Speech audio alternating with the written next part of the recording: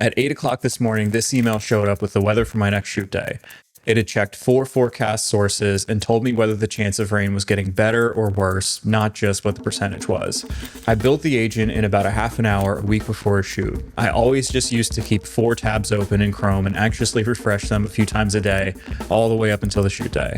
Now it runs on a schedule and I can close those tabs for good.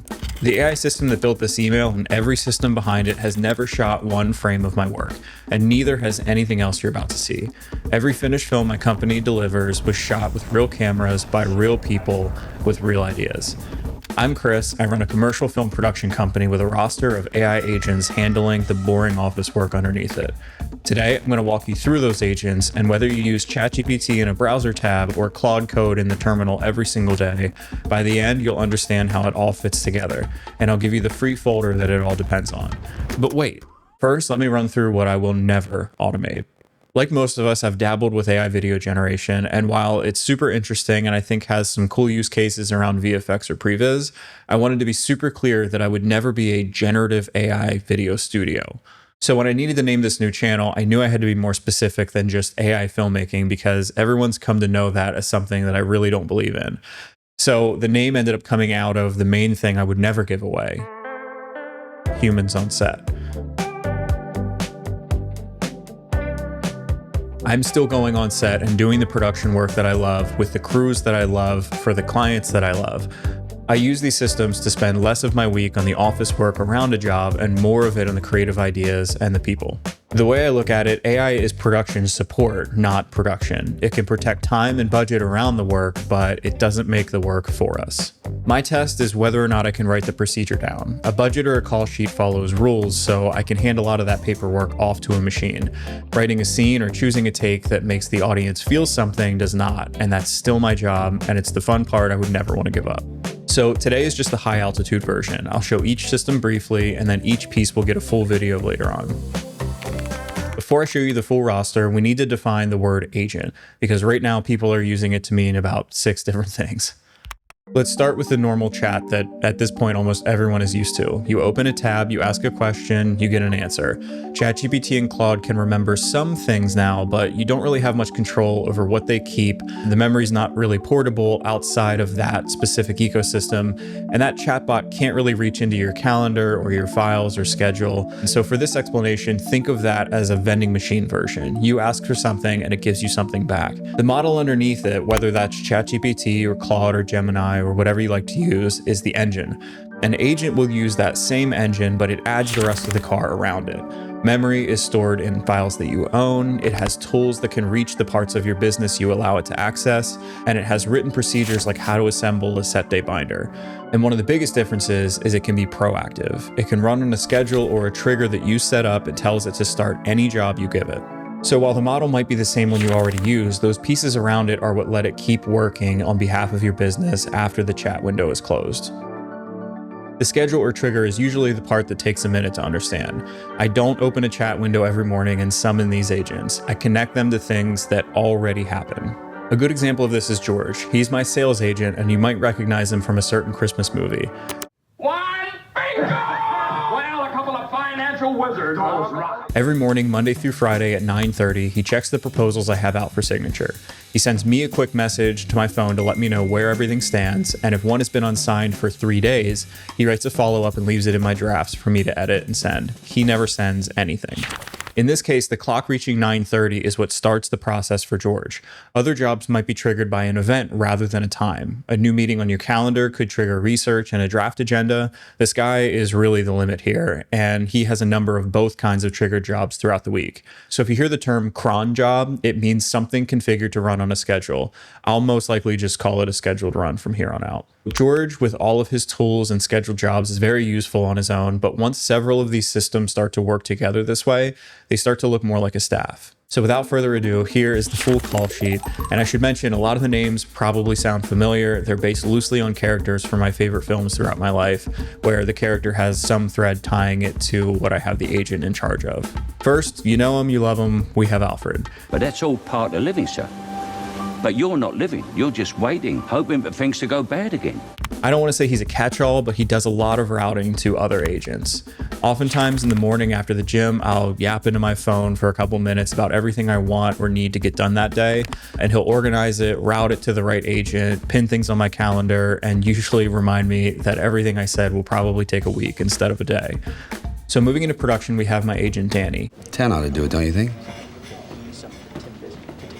You think we need one more? You think we need one more? All right, we'll get one more. He organizes the shoot with folders, files, and specialized tools for each phase. He does a lot of work in my project management software and Google Sheets, everything from structuring budgets to building crew lists with me just talking through the names of who I want on that job. He can take schedules that I printed and marked up with a pen and then fix them on the digital side, send written deal memos in bulk, and track invoices across 3 different payment systems. The design rule is that I should never have to enter the same information twice. On our last shoot, I had a bunch of crew specifically mention how much easier things were in prep, and that was kind of a massive push to get this whole system out there for other filmmakers to use. For something like casting paperwork, Danny can take the character breakdowns I already did for the storyboard in previous phase and translate them into a casting brief. A second agent then takes that brief and fills in the entire casting website field by field. Functionality like that matters because much of the film industry still runs on websites with no API, or the doorway that lets 2 programs talk directly. Without one, the agent clicks and types the way a person would, and it handles all the redundant data entry for me. I still get to watch all the self-tapes, make selects, and obviously decide who gets cast. So on the post side, one of Danny's jobs is running every single deliverable through an automated QA or quality analysis pass. It catches things that you might not notice by eye. One check caught a resolve rendered that had rendered in mono with 1 audio channel instead of 2.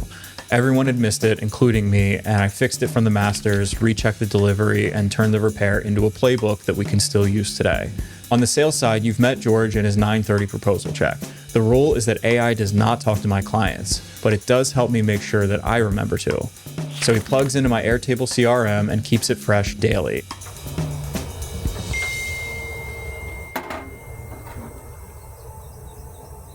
The CRM updates are approved. And on Wednesdays, when I sit down for sales, he has a full brief waiting for me. George also helps build and operate my proposals and contract system, but sending a document for e-signature needs my direct approval code.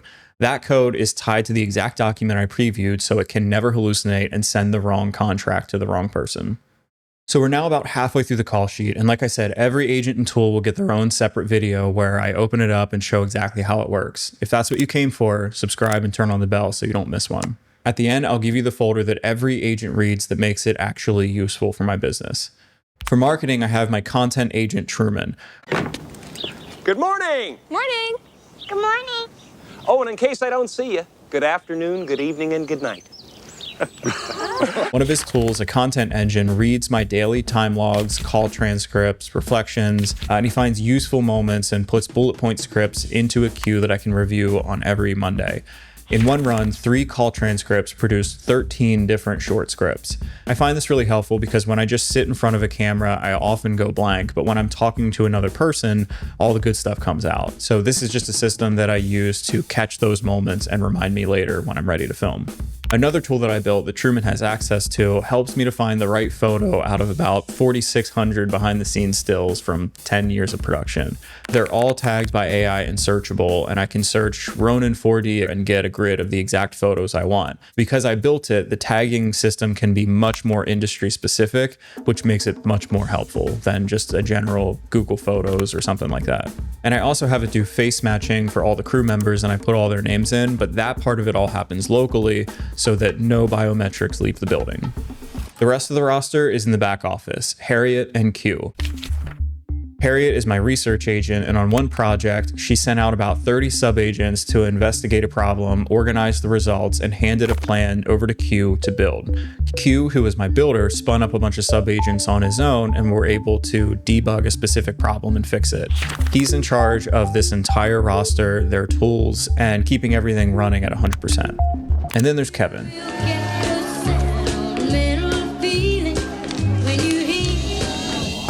He runs everything here at the studio. He has full control over every light in the psych wall, remembers who has gear out on the job, and from time to time reminds me to water my plants. And of course, handles security. Keep the change, you filthy animal. This thing needs to learn how to adapt, Murph. Like the rest of us. Every evening, a scheduled run with my time agent Cooper writes the day's narrative. What projects I worked on, the hats I wore, who I met with, about what.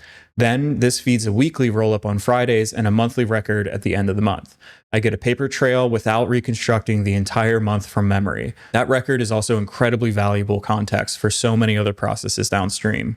My hourly voice time tracking comes back every Friday as a short podcast in a voice that's not too bad to listen to. You wrote a sentence in last week's reflection that I want to read back to you. It said, next week is for AARs and calibration.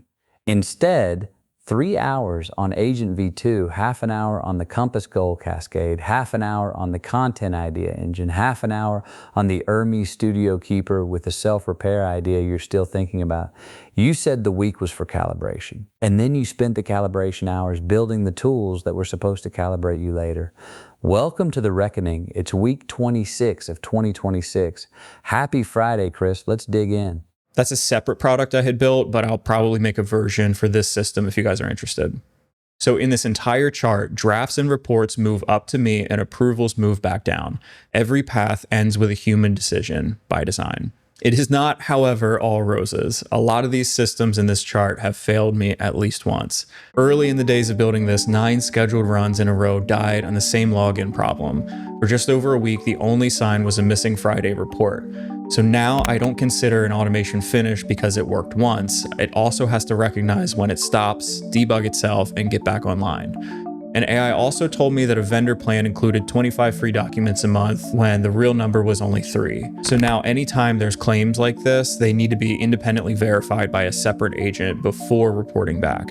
So I let agents run certain parts of the office, but not all parts. At times, I let them draft things that are transactional, but they never send. And they can't delete anything because they don't have access to the button. Access works like responsibility in any other kind of onboarding. A system starts read-only and then may graduate to drafts and an approval queue. Sending, deleting, spending, or signing will always stay with me. And it's all in pursuit of a really simple North Star. Do the paperwork, give me more time to be creative, curious, and foster relationships. So how do all these agents know my rates, gear, clients, rules? They all read one fairly boring folder of documents, and I'm giving you a copy of that entire thing. Before any of these agents were useful, I spent 3 days talking out 10 years of Almond Film Co. Who we are, what we charge, how I work, my biggest wins, dream clients, nightmare scenarios, and my own personal goals that of course will feed into the business. Every agent reads from the same folder. Some might only need parts, but that shared context is why the output feels like my company instead of a generic chatbot. I cleaned up the structure and packaged it as the source of truth starter, an empty scaffold and an interview prompt that fills in one document at a time. It works in Claude or ChatGPT or Codex, Cowork, anything you want to use, and is free on the site. The next video walks through it from beginning to end, so you can download it now and follow along if you want. I'll also be packaging a lot of these systems into individual kits. It's taking some time as I'm doing this alongside my normal production work. So if you're interested, please vote on the site for which one I should build first, or tell me in the comments. Either one works fine. If this was useful, a like or share can help more working filmmakers find it. You can find the link for the Source of Truth kit in the description below. Thanks for watching, and let's keep humans on set.